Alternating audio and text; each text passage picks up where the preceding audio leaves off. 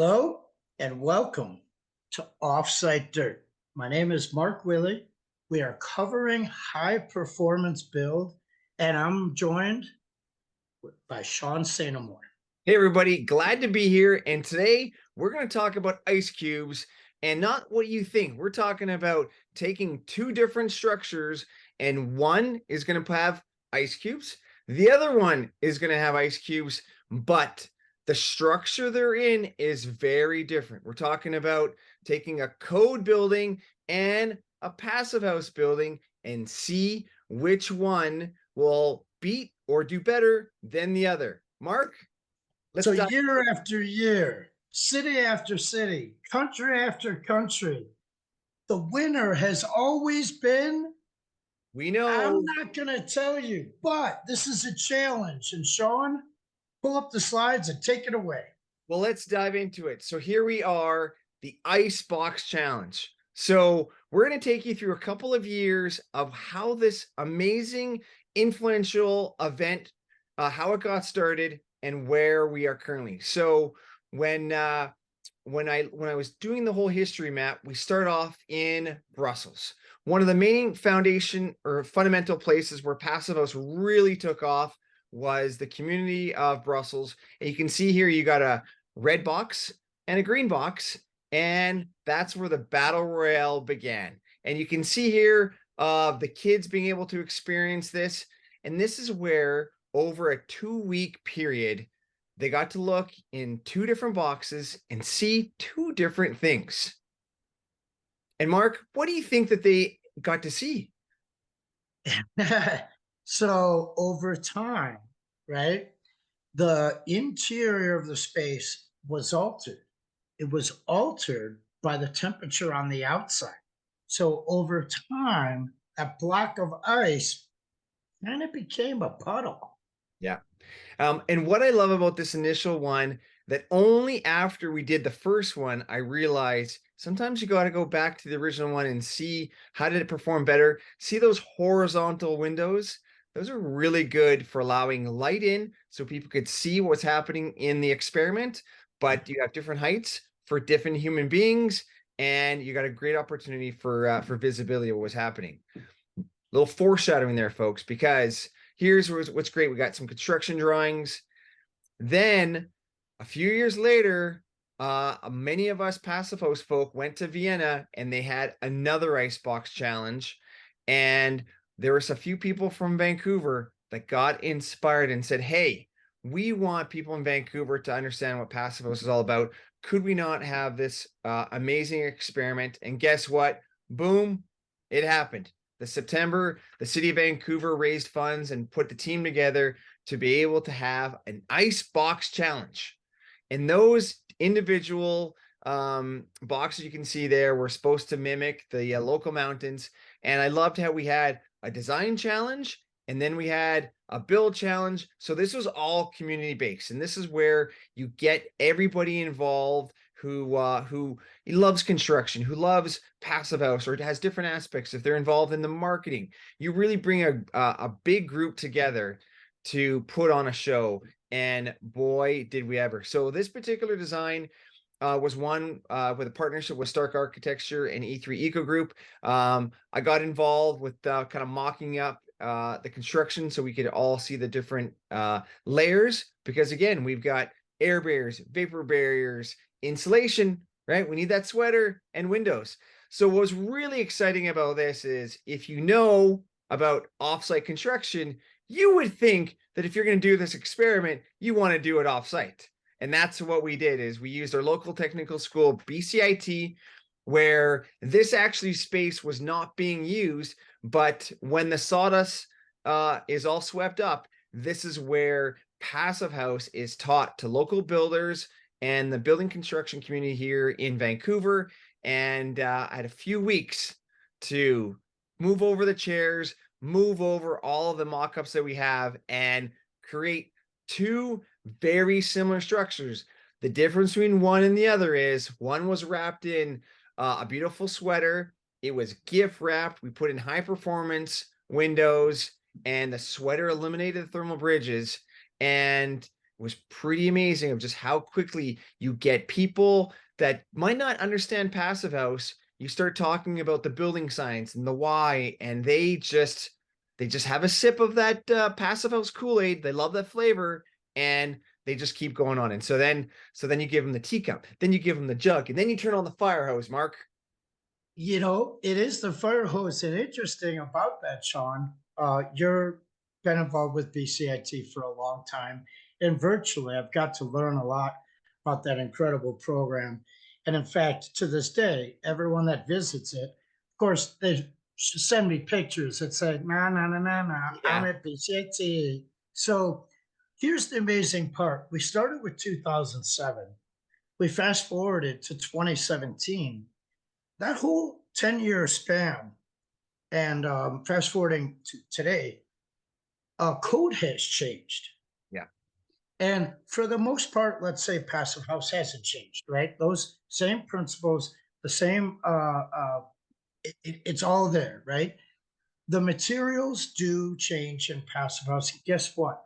Those influence the code world. And so year after year, I'm really excited to see how the code house does in comparison to what we love, the passive house. Yeah, because now again we're May 2023, and the British Columbia Building Code has now risen to be 40% more energy efficient, which provides comfort and health and all the amazing things that high performance provides. We're now at that higher level, and we still have 9 more years until we're building the passive house. But this particular experiment or event, whatever you want to call it, it was an opportunity for us to just really get behind the principles and visually see what's happening here. We get into details. I got to highlight this because we made these boxes, but the boxes came with their own bathtub, and you can see right in the middle there where all that ice would flow. But of course, guess what this is? That is a potential air leak in our passive house, because that was really the only connection to the outdoor was water flowing through a hose and then out. And what's interesting is where we had the exhibits, we actually watered the local grass with the melting water. So hey, we are always giving back to our local communities in any which way we can. And in this particular project, we were the watering of the plants. So Beautiful. so we took care of the prefab. You can see the different layers on. You can see the rock wool sweater being put on there. The membrane by Sega. Great materials to work with, because again, it really ensures that we're creating wall assemblies that can dry in both directions, that can deal with all the forces. And we talk about this time. You can build a passive house in any climate, wherever you're living, anywhere on this particular lovely planet, the third rock from the sun. You can have a passive house. We Yep. understand the building science that are going to be involved, and this experiment, of course, can then be done in any location around the world. Foreshadowing again, folks. So prefab offsite built was done. You can see that we had the vapor control layer on the inside, because in Vancouver, our climate zone 4, and so we want to make sure that the vapor control layer is on the inside. So then we have 2 continuous air barriers. The code building barely had one, because we weren't using the high performance materials to ensure that the connection of all of the details were thoughtful and really true. And sometimes, again, those code buildings, we I don't have a last. question that I think most people watching are thinking right now. The folks that built the passive house Icebox challenge, Yeah. are those the same folks in this case that built the code build? Yeah, it was really cool. As the gentleman you see here in this, they actually built both. And the reason that we use the same team to build both was I wanted to, again, experiment with how do you take excellent, amazing carpenters and then teach them passive house, and how quickly do they get it? And I can tell you, the gentleman on the right with his hands up, right? He was jumped on board on passive house. He didn't even want to go back to the code one. He made the other guys work on the code one while he worked on passives, because he really wanted to learn, how do I do this? How do I make sure that I'm touching and feeling all the different process and procedures of how to get this done, so that he would never go back. And he is one of those individuals that I don't think he's built a code building since. I know he's done a few renovations, but he was always trying to, how do I make even the renovation project that much better? So it's really exciting is we have an excellent crew that are skilled framers, been in the industry for a while. We taught them the passivist principles. We then showed them how to manage the issues that affect the trade. How do they use the tapes? How do they cut the material? How do they deal with different types of rain screen because it's thicker, it's got long screws. When I brought out the screw that they used, they're like, where did you get that? And I was like, well, might have brought it in from Europe at the time. They were using your regular just wood screws you get at the construction store to have a really thick, long JRK. They had to make sure they had the right bit for it. So we had to make sure we went to the store, got our T40 bits to help out with the process. So here you can see prefab was done, an offsite facility, and it could have been anywhere. This would just happen to be a building that had a very large door to be able to get the units out of it, and it had a roof. And because it had a roof, a big door, and kept us away from the sun during the elements, the crew worked really hard, really fast, really effective in pulling everything together. And it was really exciting to then also have our window supply company be able to provide a window on time, because we had ordered it before we even built it. We just said, this is the window size you want, give it to us. And I picked it up the day that I picked up all the building materials. And so there's no rough order measuring. It was, this is the window, make sure your rough opening is the right size bigger. And that's what we got. So here you can see the full wrapping of it. Again, we're not as, we've come a long ways in the delicacy of our gift wrapping. You can tell this particular gentleman, you might want to just get a gift bag from him. But again, baby steps. We're taking carpenters who are usually working with nails and saws and bringing out some of the fine details that they weren't quite there. So you can see it nicely wrapped. You can see we use 2x4s as the furring strips. And again, we wanted to make sure that there was a robust connection to keep everything clamped, because there's going to be a lot of lifting of those tops. I think that's important to note. So it's the first time everyone's worked with those materials, right? So the first time you make an omelet, it's a little different than down the road. Yeah. Also, the shape is not the most standard shape. So there's a little bit of newness there as well. And then again, folks, this lifts off, right? And so all these things are learning lessons that are needed for this great challenge to happen. Yep. And so here you go. You can see it lifted. Look at that. So this used to be the high performance facility at BCIT, used to be where they were teaching airplane technology and all that amazing stuff. And so definitely had big doors, which was great. You can see the big red doors were open, threw them on the trailer, just snuck under the height requirements, and off to the location that we came. So we built some ramps and it got more stickers. I know Mark loves the stickers to ensure that there's lots of good information involved in how we need to make it happen. And again, the day of the event, it was all powered by solar panels. So since we had a bit of an off-site establishment, we brought in some good people there. You can even see my dad hanging out, getting ready to put on the show. So this is a great area here in Vancouver where we were able to bring in local community. This facility is right on a bike lane. So we, in the summertime, we had a lot of individuals. So at the end of the day, for people driving by, we didn't have someone there. People could go and understand by looking in the window and see what was going on. And so 18 days, we left these out there. And any guesses, folks, of which one you thought would win after 1 ton of ice melting? Again, you talk about the team. Look how many people were involved in this opportunity, in this particular project, right? Again, it comes down to working with a lot of individuals to help out. Takes a village, even on small projects. Now, I know it's not Thursday. Typically, it's Thermal Thursdays. But here we are where we're looking at what that ice can do. You look at that big black picture there. That's cold, cold ice. I learned about the history of ice, the process. I thank goodness to all the people from Boston that decided to sell ice around the world, and all of a sudden we got refrigeration. It was quite an interesting process of the ice making business and how ice carving has a place in our local business place, and they're the ice suppliers.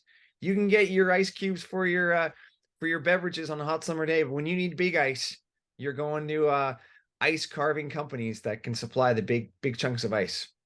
I love the thermal images. I love seeing our familiar faces from 6 years ago now. And yeah, there you go. There's Shaun has his thermal camera. And Shaun, this was really momentous. And in coming weeks, I think we're going to have to show some other cities that this went through. But name some of the folks that you worked hand in hand with during this Icebox Challenge out of Van City. Yeah, I First mean, one. I'll start off with our good friend Chris Higgins, who's part of the city of Vancouver, because they were really the backers from the whole process. Then you have Adam James just beside myself here, who was part of the architectural team. He was on the design committee to review all the submissions. And then we get the build team. So we have Chris Hill from Beat Collective, his current staff, Jeff Clark Jansen. And I mean, we're just so lucky to be involved with such a great team. And I think you can see it. Again, the power of what a thermal imaging camera can do, right? We have these amazing tools that we can dive deep into the world of where leaks are occurring, where we're having issues in our envelope, and we can make those, these amazing fixes. So there you go. We'll kind of wrap it up here for today, where you can see how we lifted off the tops. The bathtub was still there, and so we lifted off the code house, and you can see the weird shape of those ice cubes and how thin they were compared to the other ones where it looked like we just started the competition. So there was about a 40% difference, but I will show you the one insightful thing was this occurred at one of our very first summers of smoke. Forest fires are a big part of Vancouver life now in our summers, where we have 5 seasons, smoke season being the 5th season. And when we lifted off the top, yes, the ice had melted more than the passive house box, but there was a top layer of soot. And so we talk about the comfort a passive house gives. We also just really want to dive into the healthy aspect, because air quality is a big thing in our homes. In a passive house, we have filtered fresh air. And what's interesting enough is the Icebox Challenge really showcases 4 out of the 5. It doesn't showcase the fresh air machine that we install in the boxes. Well, guess what? The code house, in a sense, did have a fresh air machine. It just had holes in it, and that allowed for the air to get into it and brought in all that soot. It was really interesting just to see that level of kind of degree that, we do these experiments. You never know what the outcomes are. It was great to see that the passive house Icebox took on the belt, took on the crown as the champion, and in the upcoming weeks we'll showcase that, yeah, still undefeated. Undefeated. It's also very inspirational. It's a great way to showcase what's going on. This one is an added bonus because of the dirty ice, as we call it. So yes, in the coming weeks, more Icebox Challenge on high performance build. I'm Mark Wille on Offsite Dirt, and Shaun is disappearing in his thermal imaging. Shaun, you wrap up the show for today. My favorite subject, Icebox Challenge. It's a wonderful experience to talk about. See you all soon, everyone. We got more to showcase. Icebox Challenge. If you're interested in having your community, reach out to us, because it's pretty simple. We could do it off-site, and we can do it together, and making sure that you have the opportunity to showcase the benefits of Passive House.